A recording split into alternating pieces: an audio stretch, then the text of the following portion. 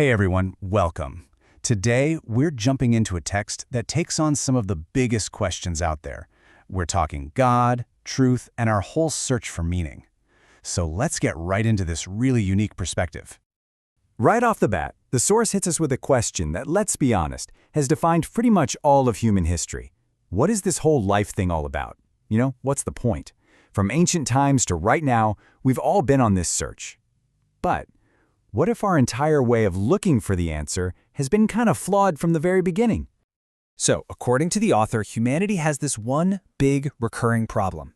In our search for meaning, we find these little bits of truth, these half-truths, which, hey, that's a good start. But then, we take these massive gaps in our understanding and we fill them in with something else entirely, our own imagination. Now, when the author says imagination here, it's super specific. This isn't about, being creative or making art. Nope. In this context, it's the tool we use to basically invent answers when we don't have them. And the text argues that this is where the trouble starts.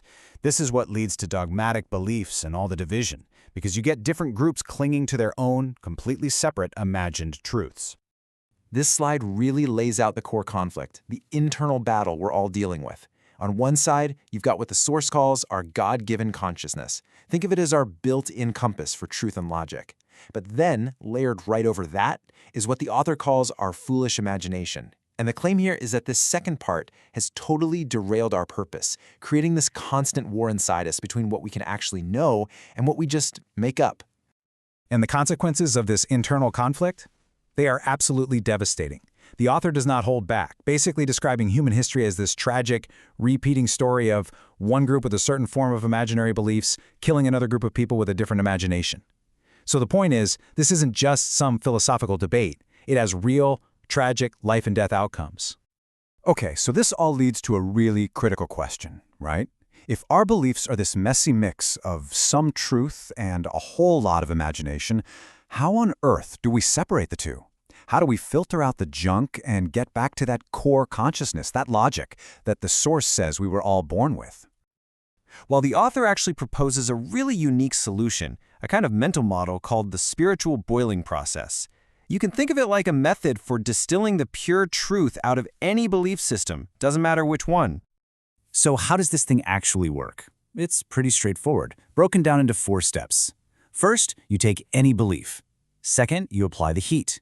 And that heat is your own logic and consciousness. Third, you just watch as all the imaginative, man-made parts of that belief system start to evaporate. And finally, what's left behind? That's the pure, universal truth. So what's actually left after all that boiling is done? Do you just have an empty pot? The author says, absolutely not. What remains is a core set of foundational, universal truths. The kind of stuff you can find at the heart of pretty much any belief system once you strip away all the extra imaginative layers. And here they are. These are the 8 principles the author claims are that distilled essence of truth. Things like, do to others as you would have them do to you, love your neighbors, forgive those who commit offense against you. The argument is that these are the core ideas that go way beyond any single religion or philosophy. They're universal. So when you look at it this way, this whole process, it's not really about destroying belief. It's about refining it. It's basically an invitation to change our entire approach to how we see the world and figure out our place in it. And the author's conclusion is delivered as this powerful series of calls to action. The first one is this: to believe less and to think more.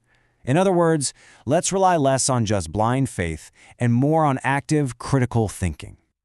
The next one builds on that, to imagine less and to understand more.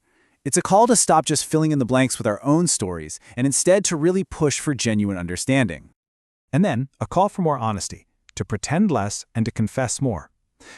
Being real with ourselves and with other people about what we truly know and what we don't. And this all leads to the ultimate goal, to free ourselves from the bondage of imagination and fear by loving truth and being real. It's all about finding freedom from that anxiety of having to defend imagined beliefs, and instead, just embracing what's actually true. So we'll leave you with this final question to really chew on.